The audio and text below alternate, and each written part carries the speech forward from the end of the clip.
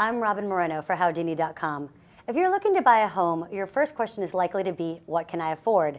And given the horror stories we've all heard about subprime mortgages and predatory lenders, we all want to be extra careful when it comes to borrowing. Joining me to answer key questions for home buyers is Gerri Willis, who is CNN's personal finance editor and author of Home Rich, Increasing the Value of the Biggest Investment of Your Life.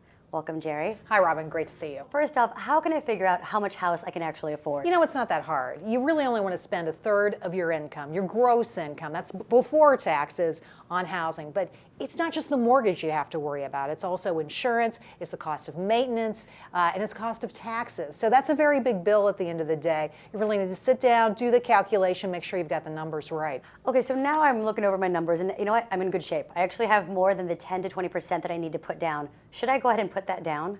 Well, congratulations, first of all, on having the dough, because that's no small thing. But yeah, you should probably put down 20%, because this is really going to give you skin in the game. This means you're going to be able to afford this house. Lenders will take you seriously. They will give you the best terms, provided you have a good credit score. So I think it makes sense to put down 20%, but not more. Why would I not put down more than 20% if I actually have it?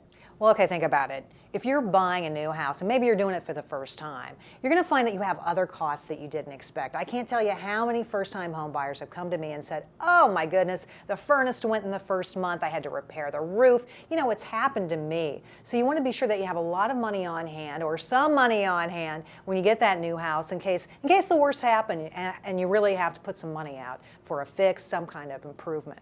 Now I know what I can put down, what I can afford.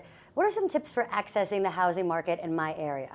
Well, it's pretty easy. You can really go online. That's the best way to get started, to figure out what is in your price range online, because all the major brokerage houses will have online websites, because most folks, particularly women, search on the web first. So now you'll get an idea of, how far will my money go? What can I spend? What's affordable in the neighborhood I want to buy? We've all heard the mantra, location, location, location. So how do I figure out the best area that fits my price and my needs?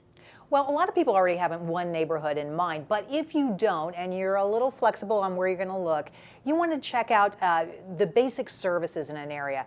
Are there malls nearby? Are there dry cleaners nearby? Is there a place to go grocery shopping? You want those things really close to your house, just so that it's an easy place to live. I know this sounds like really obvious, but some people get stuck in an area where there are no services and it's really painful. Remember, at some point, you're going to sell this house, and the people who are buying it will want to be close to services as well.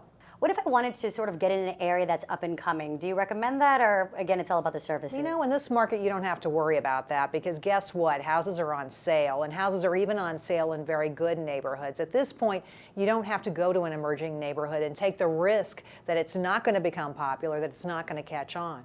Okay, so this bad market is actually good for many people. This bad market is great for buyers right now. Look, if you have been off to the sidelines because you couldn't afford housing, now is the time to really start thinking about looking hard, because prices are coming down, and it's really a good time to get your money together and get in the marketplace and start asking questions. So many people have been kept out of this marketplace by high prices, but now is the time to get involved. Thank you so much, Gerri Willis, for good information and opportunities for potential home buyers. Thank you. And this is Robin Moreno for Howdini.com.